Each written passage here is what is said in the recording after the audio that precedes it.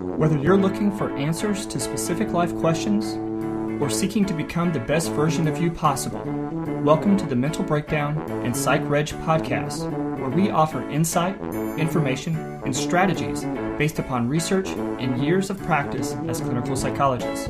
So sit back, have a listen, and get connected with our hosts, Dr. Berney Wilkinson and Dr. Richard Marshall. Welcome back. Day 2 of Parenting Myths. Parenting Myths. Right. Today is the big R, respect.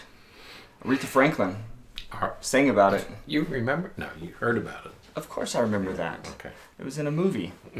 And so we're going to talk about respect today. Because if we were doing this hierarchically, punishment is usually the first thing that parents talk about.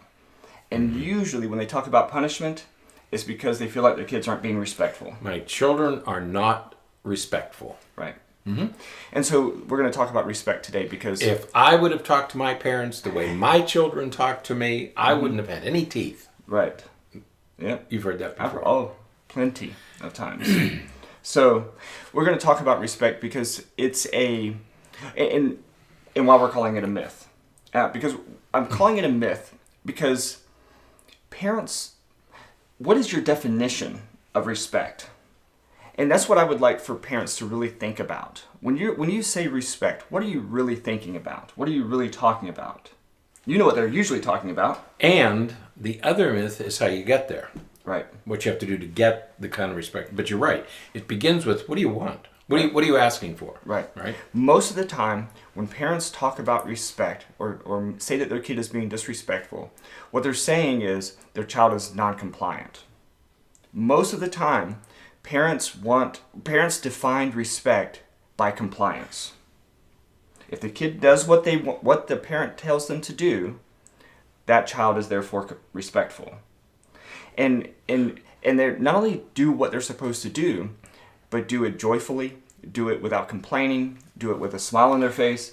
That's what parents are defining as respectful. That's what I was thinking. I was thinking tone of voice. Right. You know, how is it coming across? Right. Because parents are judging respect by what the child says and the tone of voice. Right. In the South, respect is demonstrated by yes ma'am and yes sir. Right. We don't have that in the North. Right. Okay. But it's also by tone of voice. Right. Okay, because that's how we signal respect is tone of voice. Right. And facial expression. Right. Okay. You roll your eyes, sign of disrespect. Right. You get loud. You change your pitch. You slam the door. Sign of disrespect. Yeah. You don't respect me. And You're not doing, but you're right. You're not doing what I ask, so Right. you don't respect. So I conclude that you don't respect me. Right. And you know, I love it when I talk to parents and they say, well, they're being disrespectful. They're not being compliant. And they say, well, what are you asking them to do? Well, I need him to take the trash out. Right. And say, okay, so what happens when you ask him to take the trash out?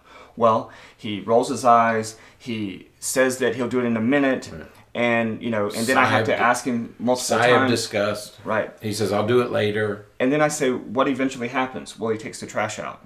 Right. But the whole time he's doing it, he's like huffing and puffing and rolling his eyes.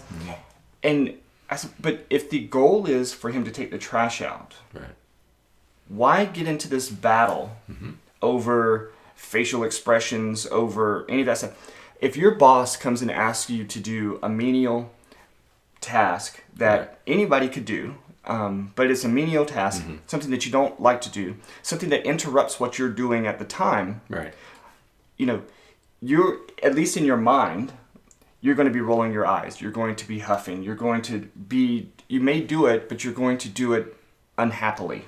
Right.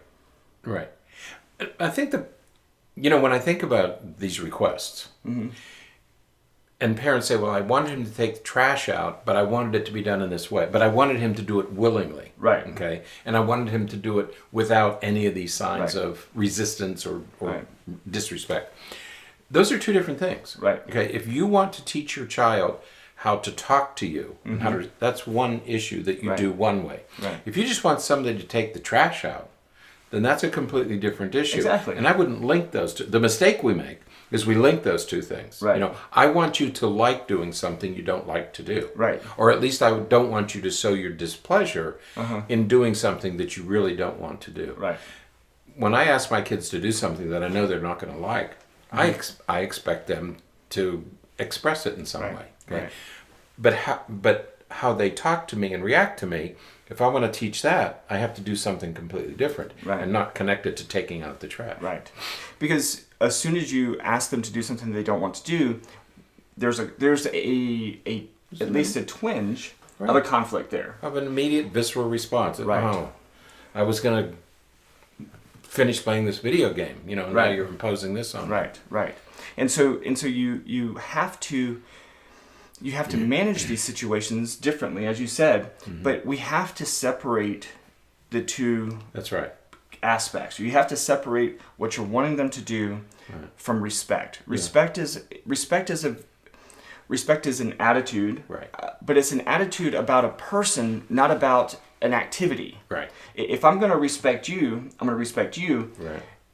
That's different than respecting what you're asking me to do. That's right. That's right. Those are two different things. You respect a person, not an activity. Right. And I always say, I don't care if they like doing it. I just want the bed to be made. Right.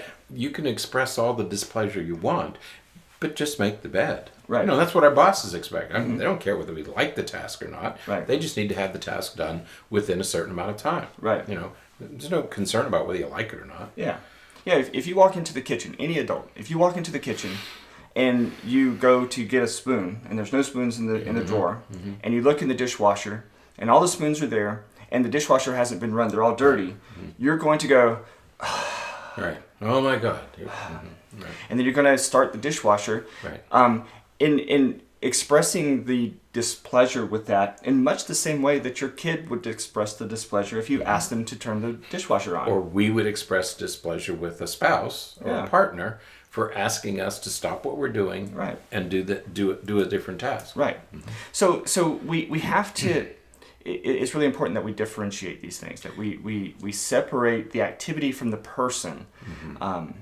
Displeasure about an activity is not the same as respect for a person. Right. It's not equivalent to respect. Right. Okay. And I think that's the important thing, is define very clearly what you consider respect. Right. And how you want to achieve that. Right. And don't tie it to other activities. Right. Right. That's the fatal flaw. Right. So, I think that's the big message with the whole issue of respect. You have to separate those things. Right. And there's one other aspect to it, and that is that with all of these myths, whether it's punishment, respect, or anything else we're going to talk about, the most important task for a parent is to model what you want. Right.